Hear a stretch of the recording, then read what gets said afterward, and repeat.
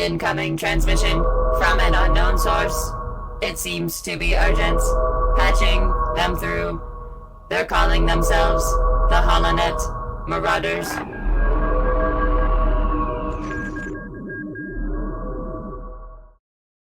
Hey everybody, welcome back to the HoloNet Marauders podcast. And we're here with a little exclusive interview with someone very special, Mick Giacchino, the composer of Skeleton Crew and composer of The Penguin, which we're going to talk about, even though we're a Star Wars show. Mick, thank you so much for joining us. How are you doing today? Hi, everyone. Thank you so much for having me. Doing well. How about yourself? Oh, we're doing very fantastic. good. Yeah, very good with Skeleton Crew is definitely helping that so far. Yes. And your music so far. So.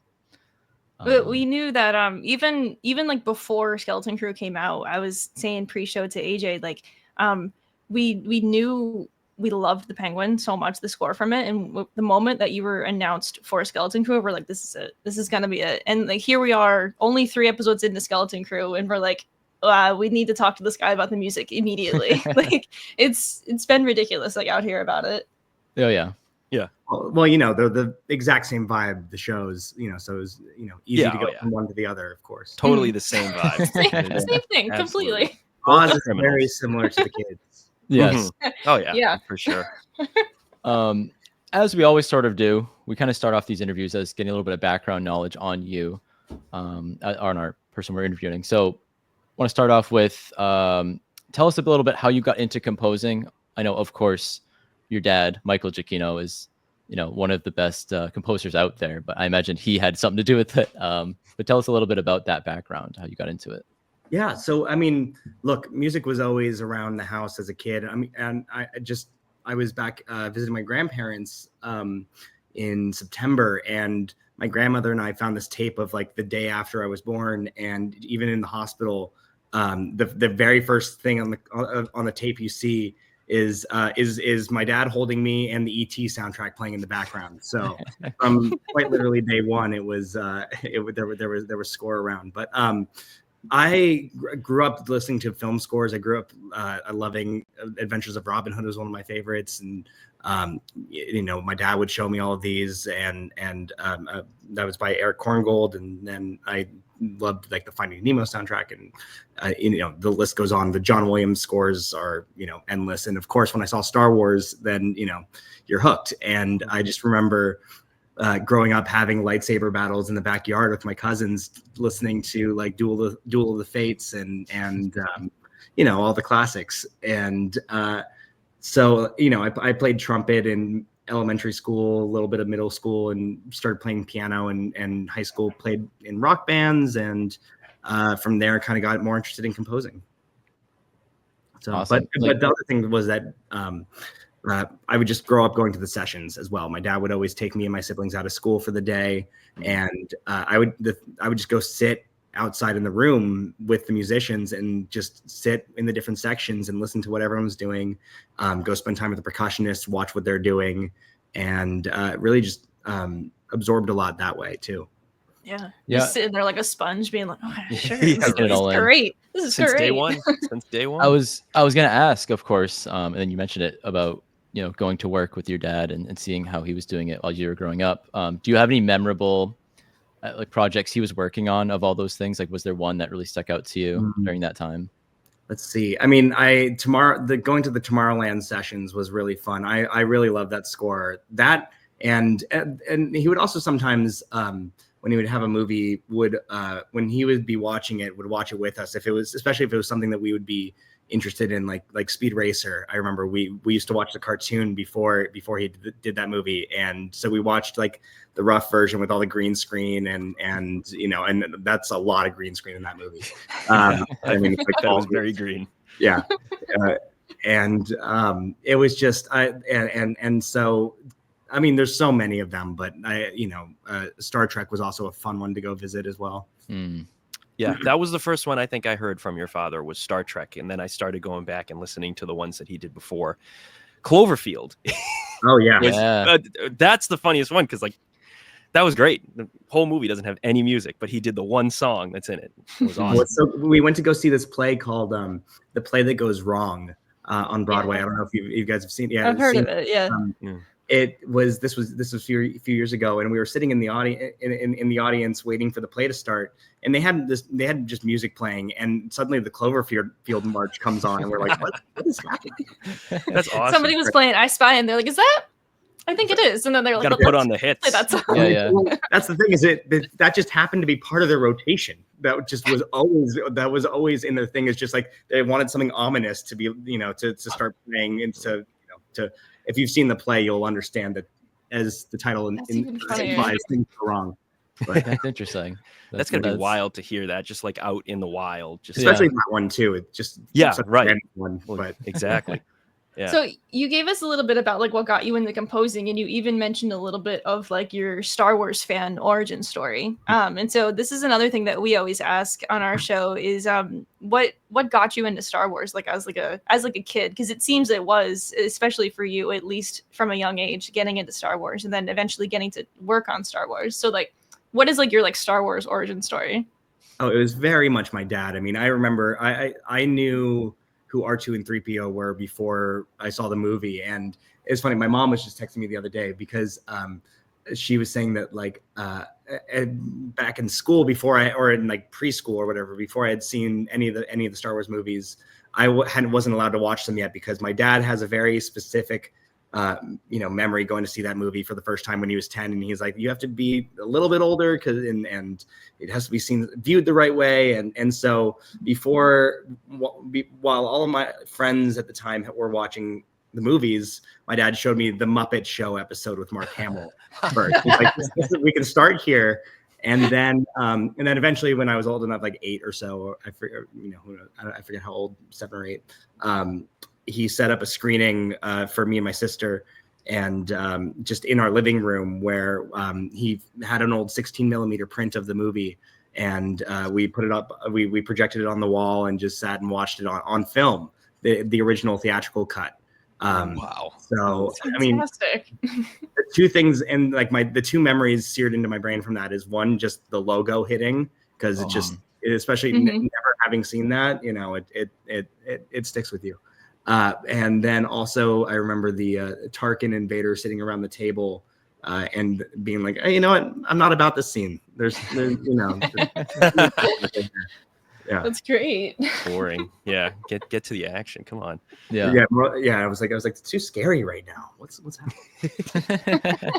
So would you say from the Muppet Show, would you say Gargling Gershwin was a big influence for you? Oh, Gargling Gershwin was a huge influence on me. Yeah.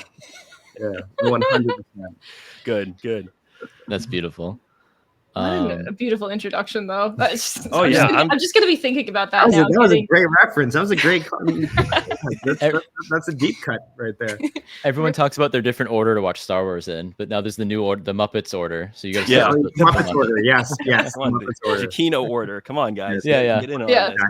Exactly. And then watching a 16 millimeter print of the theatrical version. That's and then everything else. Insane for a first. And then everything else. Exactly. And then everything else. Yeah. No, I think he made sure that all of my first time for each of the original trilogy were the theatrical cuts. He had some like bootlegged version or whatever, found like the 16 millimeter prints and stuff. And so, hey, I won't tattle. Yeah. It's understandable. Yeah, you hear that, everyone? Don't tattle. Yeah, no. For AJ, did you have a bit to go on? I didn't know if we wanted to dive into like Skeleton Crew now, or did you have other I had one questions more, just kind of like in general question before we dive into Skeleton Crew, but like this will kind of like blend into it regardless. But you mentioned like some of like your like favorite films so far for like a movie score, but in general, like what have been some of your favorite like musical not musical films, but some of your favorite scores in the past, either in film and TV, and additionally, who are some of your like favorite just musical artists, any like bands and whatnot? Well, in terms of scores, the list can go on and on, like naming John Williams scores, and we'll just sit here for an hour. And I'll say, like, as you can probably tell, Close Encounters is one of my favorite scores of all time. Fantastic. So Catch Me If You Can is another great one. Great one. Beautiful. Which I remember finding out that there's a chord progression in the main theme that is very similar to the B section of Across the Stars. So if you, which were written the same year. So if you like compare the two, you'll have like one's like, the romantic Star Warsy version, and the other one's like the jazz 1960s version. Oh, That's wow. Um, Immediately definitely go gotta and look check this that up out. later. yeah, For yeah, sure. it's fun. Outside of John Williams too, like Jerry Goldsmith has always been a really big one for me. Love his Star Trek score from 1979. That Enterprise cue never feels just to like pump me up or just make me feel just emotional. Yeah. That was so good. They used it for Next Generation. It stuck Exactly. around. I know. They're like, we can't just use it just for this. Yeah, exactly. It's brilliant. It's so brilliant. There's Back to the Future was a huge part of my childhood. That was another score that just would listen to endlessly. Bands, I love Queen. Queen, Absolutely. Beatles, Billy Joel. Yeah. But Yeah. I Queen and the Beatles are really I really love because of how the way they arrange their songs. Whereas Queen didn't really dabble much with the orchestra, but like the way that Brian May, the guitarist, orchestrated all those guitar parts and guitar harmonies was so orchestral. And some of those songs you're listening, you're like, is that a clarinet or is that a trombone playing right there? He was really good at imitating those instruments. Just to name a few, those are some. Beautiful. I just love to always like hear like more of just like the well-roundedness, like especially when we're focused on Star Wars. I love to hear like what else do you like? Like it's always nice to hear like what the other like inspirations are. I don't know, I just love to What's consume great about music. Star Wars too is like taking all these genres and like putting it into this space opera setting and Right. just having fun with it. Oh yeah. And Skeleton Crew's doing that on a lot of different levels, of course. Absolutely. But before we get into like your work, specifically in Skeleton Crew, like take us a little bit inside of like what a day working on composing the score for Skeleton Crew is kind of like, if you can, inside Lucasfilm. Okay, a day inside writing on Skeleton Crew. It was great. It was, I remember, especially for the first episode, I watched it and then we talked. I talked to John Watts a little bit, and Chris Ford and Chris Bongiorno, the producers and other co-creator and writer, we essentially he just told me kind of like what he was looking for. And John was like, I want something really kind of fun and hopeful and adventurous, but also a little piratey, and make sure it can get dangerous as well. And so from there, I kind of went and wrote a suite just of themes. It was the kids theme, Jod's theme, and the pirate theme were the first three. And I just kind of I wrote that after watching the first couple episodes or so. I forget how many of them, and then played it for them. They came over, and it was. Pretty for the most part, it's kind of what the theme is right now, and what it turned into. So they gave some notes, and they were great. All right, start writing. Let's do it. Like go off. So I went and wrote the first episode, and I reviewed it with the three of them. We call them the trio, the John and the two Chris's, and then they took it to Favreau and Filoni, and we reviewed it again with them. And at the end of the episode, John was like, "All right, so like, is it like, are we going in the right direction, or like what's like, are we doing the right thing?" And they're like, "Yeah, no, it sounds great." Like Favreau and Filoni had a couple little notes here or there, but overall they were like, "Yeah, it's feeling good. Let's just keep going." And that was kind of just how a lot of those meetings went. It was just kind of, there was always like that. Okay, great, keep going. And Nice.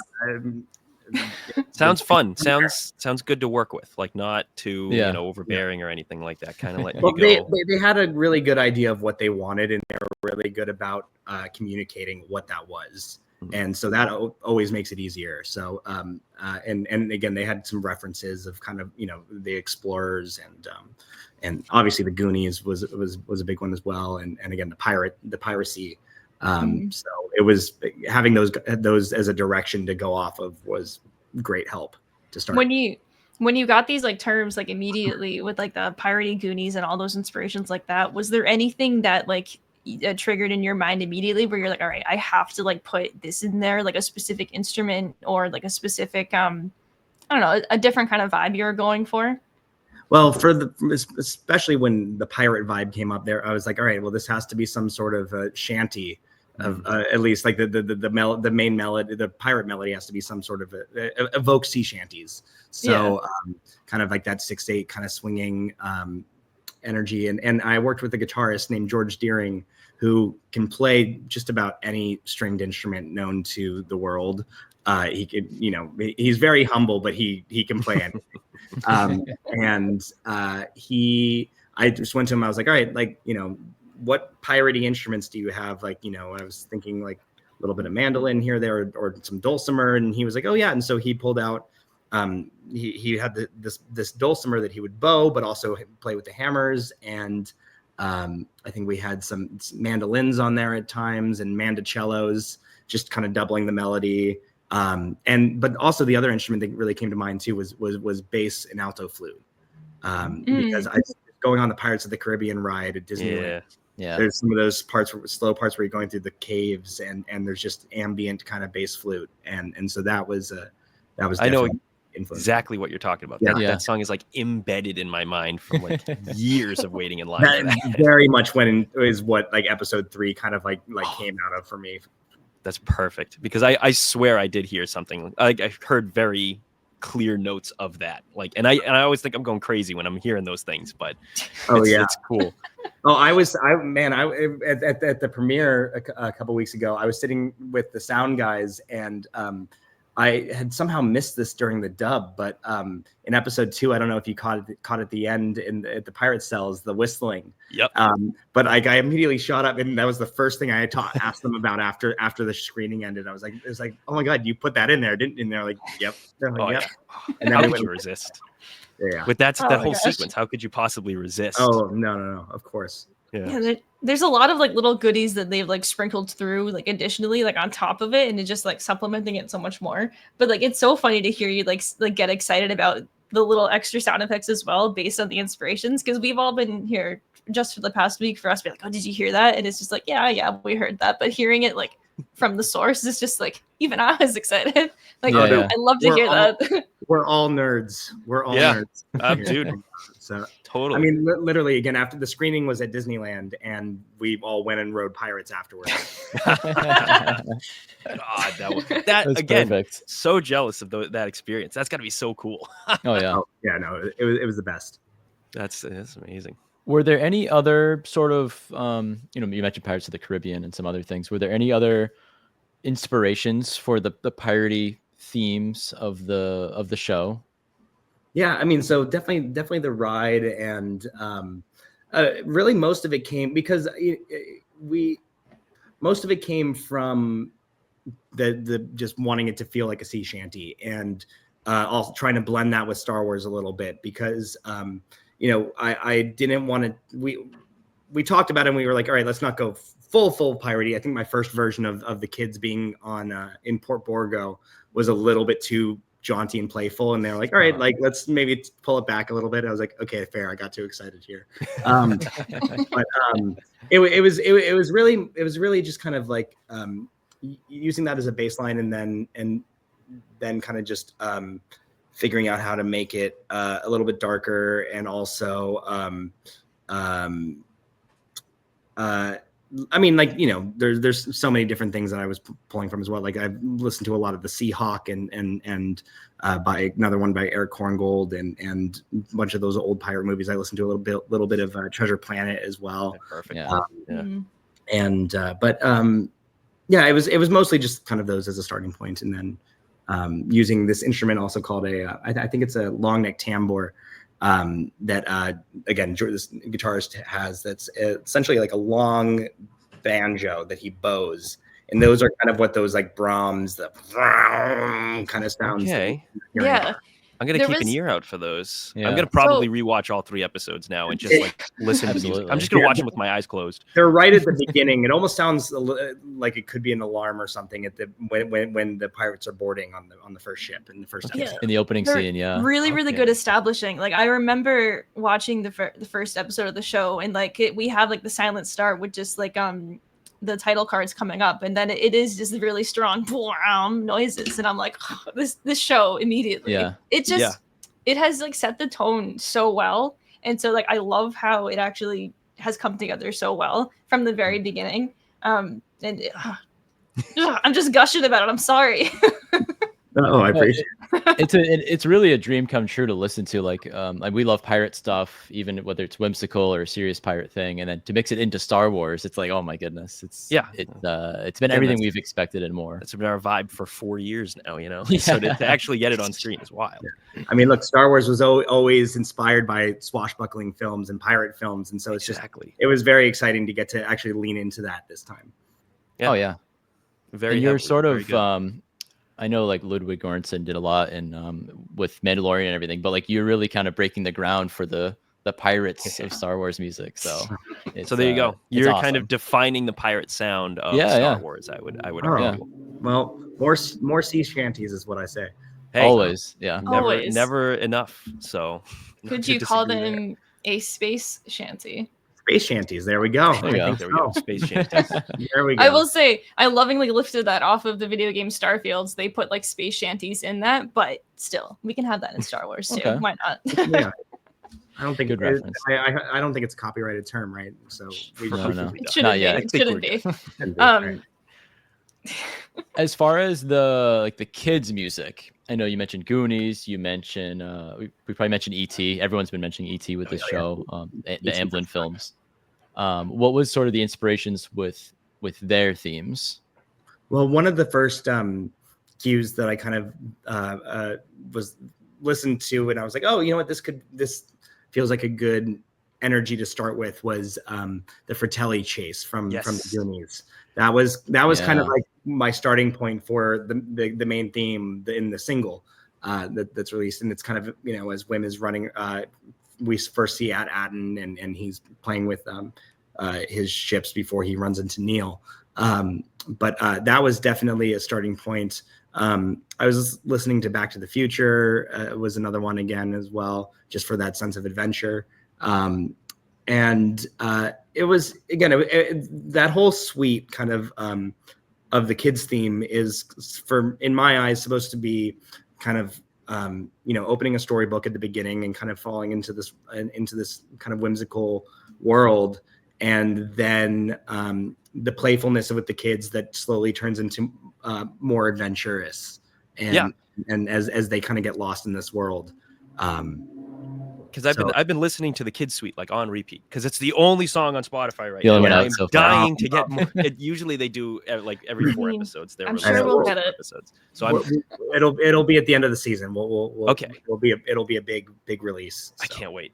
Very nice. For now, I'm just eating the Kids Suite over and over again. But I love like how bombastic it gets at, like towards the end. Like it picks up. Like it starts very slow, very, you know, and then it sort of like there's like a back and forth of like this big sweep, and then you kind of crash down, and then another big sweep. And kind of like how the show is going. Yes, exactly. It's like peaceful and But like yesterday, I was you know, driving home, and we just got the news about the interview, and I was like excited. So I pulled up Kids Suite and I listened to it. And then I started like just toying around with like all these different things. And one of the things I stumbled upon was the Fratelli brothers chase. Cause as soon as I heard it, I said, yeah, that's, you know, gotta be an inspiration there. But oh yeah. Well, that's why when it was first announced that I was working on the show, I reposted the Instagram on that they had posted, and I put the Fratelli chase as the music on the story. It's perfect. Because drop your own little references along the way. There is a certain sound, like a musical whimsy, that comes out of like those 80s adventure movies, you know. Yeah, there's like an optimism to it as well that I thought was so important to put into this, and a playfulness while also allowing it to get dangerous as well. Yeah. Oh, and you capture that very well, because this show captures that very well. It definitely doing a good job playing off of that. Yeah. So like with like the kids' music, and then additionally, like I love the use of like the variety of all the different instruments that you've gotten like so far. Of like the kids, it becomes this big like orchestral like suite and whatnot. But then in episode 3, we turn a page completely and we get a theremin. Yeah, let's talk about that. Can we talk about that a little bit? About the theremin. I mean, I guess like what made you choose putting that in the show, first of all? Well, I think I can't remember if it was just like that. they were like, all right, let's try to make this a little like more sci-fi. And I think it was more that I was wanting to give Kim her own sound, and I wrote it all without theremin first. And I forget the exact timeline, but I think I wrote the first pass without it. And then I was like, you know what, this needs something extra. And I put it in and I was like, all right, this is going to get rejected immediately. You know, this is going to be too goofy, too over the top. And they're like, is that theremin? And I was like, yeah. And they were like, okay, we love it. Let's use it. And I was like, okay, great. Again, I was expecting to put up a fight for it, but it was just, they were like, no, it's great. It feels like those old like 60s serials, and you know, her observatory it looks like a model almost, and it's like something we would have seen in one of those shows. So they were very excited about it, but it was you know, just to give it a little bit of that sci-fi flair. Oh yeah, my friend and I, we both turned to each other when we heard it, and we were like, and then afterwards, I was like, is this the first time we've ever heard a theremin in Star Wars? Like, it feels like it should be, I think so, just like an easy slam dunk, but I don't think it's ever been done before. I think you're the first. I've been asked this many times, and I've been scared to answer because there is so much music just amongst all the TV shows. But as far as I know, I think it's the first time. So, you know, if someone out there is, you know, like knows of another point, like, let me know, because I would love to listen to it. But I as far as I know, I think it's the first. I'm going to be scouring that music, because I want your name in the history books here for that. That's a big one. That's a big one. Like high chance it is the first time, but it's definitely the first time you have used it. Well, it's the first time I've used theremin in a Star Wars score. That's super exciting. Yeah. I think everyone had that reaction of whoever they were watching it with or whatever looked at each other. Just like, oh my god, is that theremin? They got a lot of theremin. The internet was yelling about it too. It was great to see, in a good way. It's a very underutilized instrument nowadays. I know. Oh yeah. I know. When you're looking for that certain sound. Yeah, there's this album of I think it's classical music that this woman, I think it's Armin Ra. I think I'll have to find the name for it, but it's beautiful. Like this woman is playing theremin, and it sounds like a voice. It's with an orchestra as well. It's gorgeous. I'm gonna have to listen to that. I'm definitely gonna have to take a listen to that. Yeah, I mean, you never have too much theremin. That's my I agree. You never have too much movie score. Honestly, like movie score, video game score, TV score. Like I listen to it more than like regular music sometimes, because like you just it genuinely sets you on like the right path or the wrong path, depending on what it is like for the day. And like Skeleton Crew so far has given me this like totally different like vibe that I absolutely like adore. And like the show itself has become like a comfort show, and like I'm just obsessed with the score like as well, for so many reasons. I mean, our whole vinyl collection is all like there's a few things in there. Half of our vinyl collection is literally just like movie score. It's like Jedi Fallen Order, John Carpenter's greatest hits, the soundtrack to West Side Story, and then like every single Foo Fighters album. It's like, what is this collection? Hey, those are the best collections that are just like, you know, like everything, a little bit of everything. Yeah. There's one question I had with these guys based on episode 3.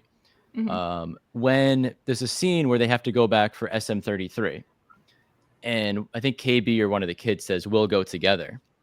In the kids suite, I believe we've kind of dug a little deeper, listened to it again. I think it's the kids suite that plays, but it sounds very similar, and maybe the kids suite just sounds a little similar to our ears, or to my ears at least, to John Williams' "We Go Together" in the Rise of Skywalker score. And it only tipped me off a little bit because they say "We'll Go Together" and it plays the kids suite. Funny. So I don't know. It's probably one of those things.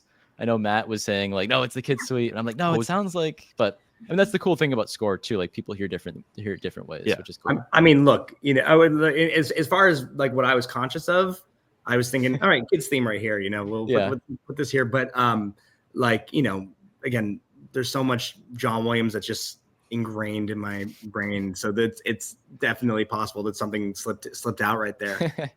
That's some accidental John Williams. It was very inspirational in the moment of like, oh, we need to stick together and do our own thing, and like that sequence of the kids theme came up, but it was very similar to that part in Rise of Skywalker, and so we were like, had to ask. But to that key right there. Yeah. So was there? Oh, go ahead, Matt. Well, I was just going to kind of jump off of like John Williams' score, like, is there a favorite Star Wars piece that you just like love and listen to and are inspired by that isn't Twin Suns? Because I always ask that question and I get Twin Suns, and it's fine. Twin Suns, years ago, that may have been mine, but I made a grave mistake with it, where I was like, you know what, this piece is so beautiful. This would what a wonderful way to wake up to this music, God, and I made it my alarm. No. And then I started to hate it, and it was and I had to take a lot of time from it before I could appreciate it again without it just being like wake up. Yeah, so that's it. I love that piece, but I mean, I always loved, more specifically, Star Wars, right? Not John Williams. Yeah, We could do Star Wars first, Okay. and then if you want to branch And then off, if you there's can. I mean, again, I'm not gonna limit you. I'm not here to tell you what to. How much time you got right here, but it's the asteroid field chase was always one of my favorites. I mean, and then just the whole Death Star battle at the end of the first movie, that just 9-minute, however long that cue is on the soundtrack, is just I would put that on when I was driving, and I would get I have to remind myself to turn it down a little bit, or else I would get too excited. Right. But also just the Han and Leia theme from Solo and the Princess from Empire is just, it's so gorgeous, so gorgeous. But again, I think it really depends on my mood, So I mean, if I'm looking for excitement, Asteroid Field. Oh, yeah. Looking for something more mellow or something more romantic than Solo and the Princess. But yeah, and then again, just another John Williams one that comes to mind is just the truck chase in Raiders is one of the greatest Yeah. of all time, I think. Yeah. Oh, I'm not going to disagree with you on any of that. No. And it's Asteroid Field is. Yes. I endorse that choice 100%. That's probably one of my Asteroid favorites Field as well, yeah. is on my at least top 3. It's at the Yeah. it's at the top of my list of everything in Star Wars. So for sure. There's one time in college where I took that scene and I took out all the audio, and I was just curious. I was like, what would it be like if you were to rescore this? But I took the music from, I don't know if you know the movie City Slickers. Hell yeah, City Slickers. I love City Slickers. Okay, yeah. So you the music from the opening title sequence with the animated guy running around, and it's all goofy and stuff. I took that music and I put that into the Asteroid Field scene. My God. There's no audio in it other than music, but it was just, I was amazed at how everything started lining up. All the beats were hitting, as like the Empire's like, take evasive action, like the music would twist with it, and like it just it was insane, and turned it into a screwball comedy. That's so good.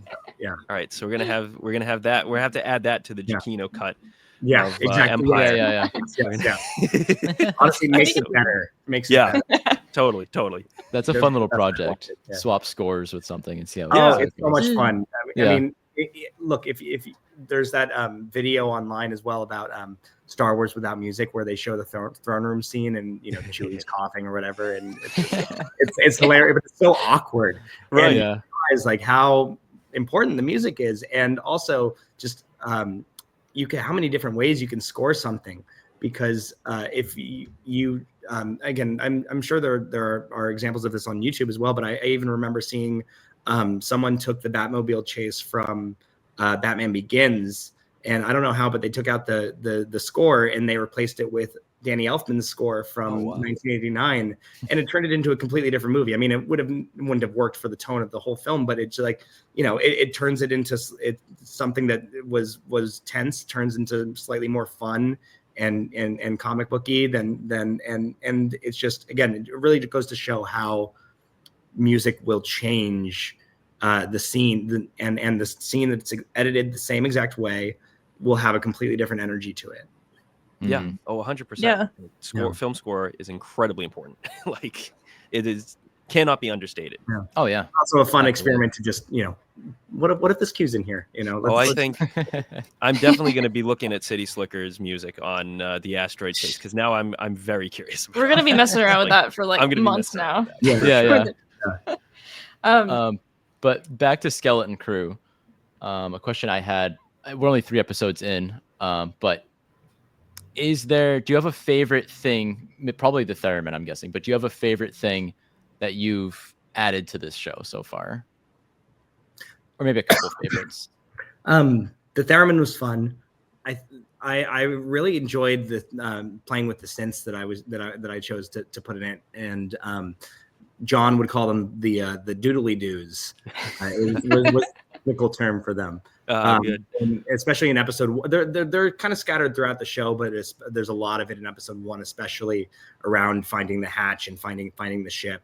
And there's just kind of these ambient washy, just kind of it's like a celesta like instrument, but it's a synth, and I used that as I used it as also like melodically at times as well, but also just as textures, and had a lot of fun playing with that. I really had a lot of fun writing for the bass flute, especially as like, you know, and just using that for the pirates, and that episode 3 is really where that comes in a lot. There's some in episode 2, but it kind of finds more of its place, especially with Jod, and playing his theme on those instruments as we kind of start to learn more about him. Oh yeah. He's an enigma so far, so Yeah. I can't wait to like find out more about it. His performance is so good with the kids, though. Right? Just you always feel like Unbelievable. he's gonna like bust a blood vessel or something. Yeah, literally, like his face in episode 3 when he's looking at Fern and she's like, "Oh, you're a Jedi, aren't you a Jedi?" And he's like looking at her like, Shut up. It's so good. It's so good.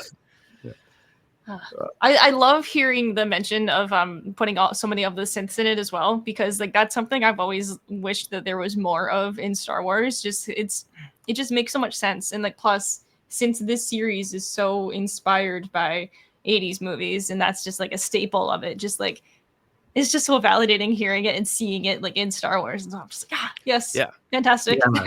Yeah. Go ahead. Go No, go ahead, please. Oh no, I was just gonna say that it was fun for me to find synths that were like, and again, like Back to the Future was one that I was listening to, being like, okay, what kind of synths were they using, and how are they using their synths? And again, Jerry Goldsmith was one to combine orchestra with synthesizer quite a lot, and so it was fun trying to find the balance of, okay, what feels a little too synthy, what feels like a little bit too like much like it's trying to imitate something real, and what and finding that right balance for this show in particular. Yeah. Synths are kind of making a comeback in Star Wars, because you know, as far as there I is know, a touch as of far it as in I can Andor. tell, there's A lot of Andor them. has There's a lot of it in Andor. Return of the Jedi, basically like anything in Jabba's palace has a lot of synths. Yeah. I always Empire. liked I was gonna say Empire in the cave as well with Luke. There's like a sign synth or something. Yeah. Mhm. Jabba's Baroque recital from Yeah. I love that. But they're making a comeback, and I'm loving it, because I really do think they belong in Star Wars. Yeah. I really do think that it's a good sound to Yeah. have. I mean, Mandalorian's got a lot of it in that too. Yeah. Yeah, they did a great job with that. Absolutely. Jimmy, I know you had some questions here on the list about different instruments and things. Well, we pretty much like covered that like early on, because I mean, Yeah. I had like a few like just random off questions about the instruments, but you were just like throwing them left and right earlier, and I was like, oh my god, all right, cool, let's just keep talking about those. So we covered that. But I guess to go off of what my previous question here was things you've added. But do you have a favorite moment from the show's score? Whether Have we seen it? seen yet it or not? already, or That's- is it yet to come? Well, just so I don't trip up over myself, I'll speak from the first 3 episodes.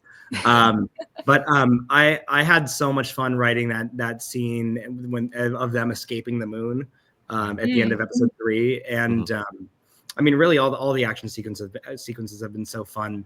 But that one in particular, I had a lot of fun with, just because there was kind of this freneticism to it, and it's like they're in danger, but they're in way over their heads, and Jod's just trying to do the best with what he's got. And so I was like, all right, we get to be a little bit playful here, and be bold with it.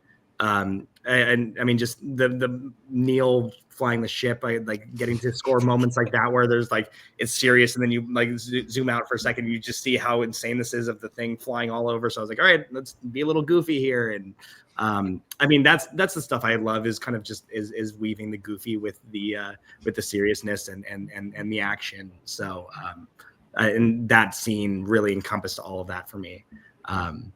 And then also, I'd also have to say, I really enjoyed just the scene where Wim is in his bedroom looking up at all the ships and just kind of daydreaming, because, you know, I know I've spent so many nights as a kid, you know, laying in bed, like looking over at the shelf of like the X-Wings and everything, and just kind of being like, man, like, you know, like how much fun would it be to go off and fly one of these things? And so there's, you know, a lot to relate to in that scene. Yeah.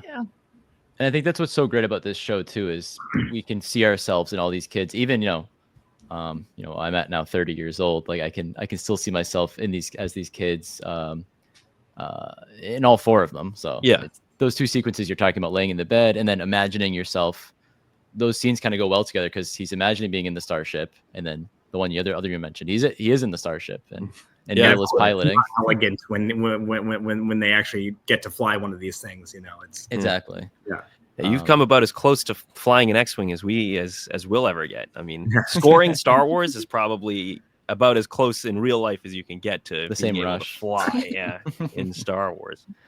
I have a few more Star Wars questions. Sure. I'm going to save those for the end, so that our Star Wars fans stay till the end, because I now want to bring up I would say the Batman. I want to bring up the Penguin. We could probably also talk about the Batman too, of course. But tell us, you know, we don't often talk about things that aren't Star Wars here, but we're all massive Batman fans. And the Penguin was a phenomenal show, from across the board, from the score to the writing to the dialogue to everything, to the acting. And, you know, tell us a little bit what went into making the score for that, and like the main theme of the Penguin and everything with that. Yeah.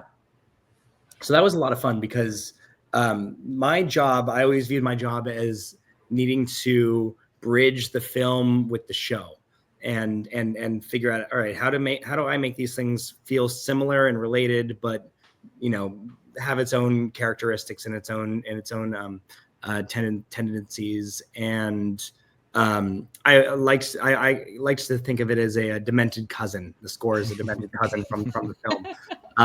So from the beginning, I was like, all right, this needs to be somewhat orchestrally based, because the film is so orchestrally based. So I decided to go with the string section. And in coming up with Oz's theme, I liked the idea of starting with a string quartet, because Oz is someone who wants to be seen by everyone else around him, and he wants to be.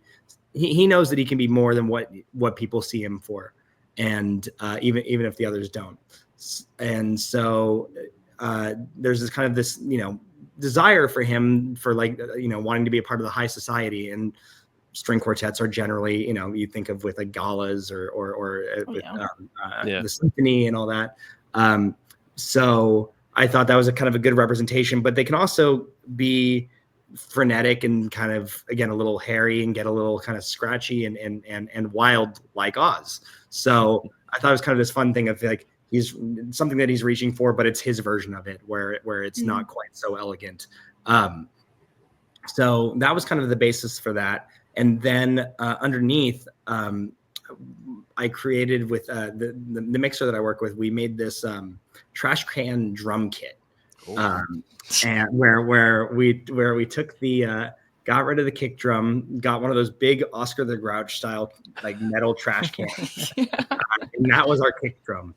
We attached a beater to it, and then got rid of the toms, replaced them with buckets, metal buckets, put the trash can lids on as cymbals, and perfect. We kept the snare, and kept the hi-hat, and then just kind of recorded this drummer playing, and layered that underneath, and it kind of gave it a little bit of like the energy of a bustling city, and kind of, again, Oz's city trash.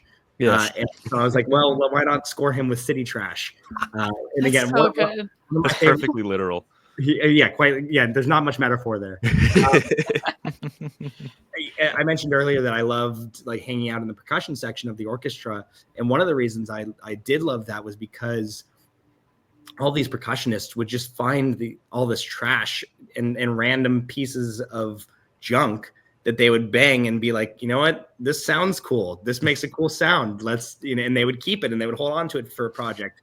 And so whenever I would go visit them in the back, they were just pulling out random crap like bowls or these like butterfly clackers one time. And so I just loved the creativity behind all of that. So I was like, all right, let's what can we do for that? So the percussionist that I worked with used to be in Stomp. I don't know if you guys know. Oh, yeah. I was just gonna say this is so Stomp coded, like immediately. Like the moment you're like, we're assembling this out of a trash can with the lids, I'm like, you're making your own Stomp production over there, man. Like, so on brand. He was great. He kind of was like talking about his experience in that show and helped us like get together a bunch of stuff and then just kind of create just random trash percussion objects that we use throughout the show. Yeah. So that was a lot of fun. That was a lot of fun. But again, all those elements kind of came together, kind of create this trashy, high society, but wild and crazy sound for Oz. Yeah. That is wild. I love it though. It's like it's perfect. The trash can drum kit. No, thanks. Were there There's any... nothing so human as to like just hit a thing and go, oh, that sounds cool, and then hit another thing and go, Exactly. oh, that sounds cool. They have the best jobs ever. They just right? like hit things and be loud. I mean, I know it's more complicated than that, but still. No, yeah. Yeah. Were there any, outside, obviously I imagine there were some outside influences on, Oz's theme and the score there. But were there any other films and shows that kind of motivated you to do that? Yeah, I was actually Psycho was kind of by Bernard Herrmann was an influence, especially since I knew that we were going to be focusing on strings, and I was just listening to that, and that Psycho prelude is so good. And after I'd kind of come up with the motif, I was like, all right, like let me see, like maybe I can kind of use that as a guide or baseline to kind of create that scherzo for a flightless bird. And I was just thinking about the structure that Bernard Herrmann used for that, and kind of used it as a starting point, and then kind of broke off from there and kind of turned it into its own thing. But that was definitely something that I was thinking about and listening to it at the start. Yeah, G, what could have inspired you to talk about a guy who has a weird relationship with his mother? Exactly. Look, I do. Point. And I want to point out, like, scherzo for a flightless bird, like that's very, like, your dad also makes jokes in song titles or piece titles, and I loved that. I was like, oh my god, that's like perfect. Spoilers for those who haven't seen the first episode of The Penguin, but I think one of my proudest cue titles was at the end of the first episode, after spoilers, after Oz has killed Alberto and you find him in the trunk, and they had cut off the pinky. Just as a warning to the other Falcons, so I called that cue "Pinky and the Slain." Oh, it's so good. That's so funny. Oh, there it That's is. so good. I'm looking at it. I pulled it up now. Actually, that's great.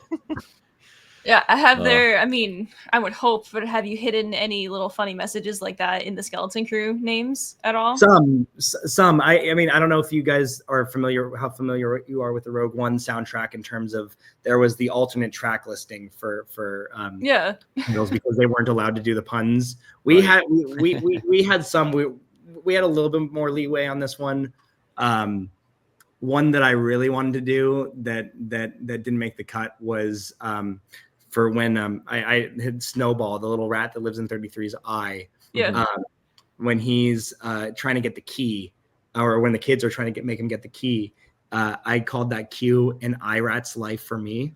Oh, that's so good. They didn't let you keep it. That's it was a little too much, that one. Too on the nose. We lost peak. We lost peak. Yeah. There are some. Right. It's not as many. I can't wait. I would have put, but you have your like full list of alternates ready to go. Like the moment these tracks actually get released to everyone, you're gonna be like, "All right, guys, guess what?" Yeah, exactly. Yeah, we've got these other ones right here. What sort of started that idea of coming up with those pun names? I mean, I guess it started with your No, dad. I mean, yeah, that goes back to I think he says that goes back to Alias, because Oh, wow. essentially, it was kind of a game between him and his music editor, where they were like, look, there's so many cues that are called the chase, or like, like how many like tracks do you have in your soundtrack library that are like, like this guy's running, or just something like the look, or night, like night falls, and they were like, let's just try to see what are the funniest names are that we can come up with, and so it was just kind of, again, they would compete with each other to see who could come up with the best puns, and it just kind of became a tradition from there. That's great. That sounds Love to very see up it. Jamie's alley. Because when we used to name our podcast episodes, she would do something clever like that. But the problem was like the algorithm doesn't pick it up, so we have to be like, oh, Star Wars Skeleton Crew recap number 3. So it's like, No, I'm Kinda out of lost practice with something like the there. names for like funny episodes now, but a lot of our older episodes are something totally stupid. oh Like- yeah, yeah. No, great, So- great. I don't know. It's fun. The It puns is. are Exactly. more That's fun. what I keep So saying. maybe Come on. that's the lesson. Have fun. Have There you fun. All right, bringing Look, it fully I think back, that's what guys. I think that's what this show has to say, really, too. It's just have fun. Yeah. That's exactly right. So I have a couple of questions about Skeleton Crew. Yeah. I don't know if you guys, I'm hogging all the questions here, but Jamie or Matt, do you have any things you want to No, add I in? think that whatever you have left, AJ, is probably our last remaining ones for now, just Yeah. Okay. to see what we got. So- So what do you got? These are more so about the show itself. Yeah. But like, who's your favorite character in the show? So that's a tough one, because, like, again, like you said, like with all the 4 kids, I see little bits of myself in all of them. Like Wim is definitely the whimsical side. Mhm. I don't know if it was intentional in Had to be. naming him, but I really like Fern too. I mean, look, Neil is, Neil's the fan favorite. Neil's Neil. he's got some great moments coming up later in this show too. It's just, but Neil is Paul. if I had to have someone by my side, someone who I think would, probably make like help get out of sticky situations, like Fern seems like she's got her shit together a Yeah. little Yeah. bit more, and same with KB. But I don't want to hang out with the boys if we're just goofing off and Playing lightsabers and listening to Exactly, Duel of the playing Fates, right? yeah, exactly, yeah. Yeah. Yeah. As soon as you said, I mean, everyone did it as a kid, it feels like, but as soon as you said early on, playing lightsabers and listen to Duel of the Fates, that's literally Wim and Neil. So Oh, Yeah. on the Yeah. sidewalk. Yeah. So I guess last question I have, and I don't think this one would get you in trouble, but do you have a favorite episode of the show? Ooh. Yeah, I look. 3 was one of them. Is one of them for me. I really love that. I really love 6. Okay. 6 is Okay. really fun. I mean, look, there's so many moments throughout all of them that I Right. that Yeah. I love. It's hard to choose one, but 3 is a lot of fun. I think I just had a lot of fun musically with that one. Yeah, again, without saying too much about Don't say Yeah, anything. Yeah. All right. but Okay. Don't say Okay. anything. Just I mean, the theremin. will- I mean, how can you? yeah. yeah, The theremin's Yeah. peak. But yeah, this was an absolute blast. It was fun Oh, to yeah. talk to you for a bit about what went into the show, what are some of your favorites, how you got into doing what you're doing now. Even talk about the Batman, the Penguin. Yeah. But yeah, Sliding our little bit of Batman chat in here on our Yeah, we little had- Star Wars show. we had to. Um, we had to. Had to do it. But thank you so much for joining us and taking the time to chat with us. And we can't wait to see what the rest of the show is going to be. And we hope to see you in future Star Wars projects somehow. But Yeah. thank you so much. Thank you for joining us. thanks for having me. It's so fun. Awesome. And for everyone who has just been watching our entire video as well, you can catch this everywhere on YouTube, the Holland Marauders, and then also on every major podcast platform at this point in time. We're on social media at just Holland Marauders, and we'll catch you guys next time on the Holland Marauders podcast.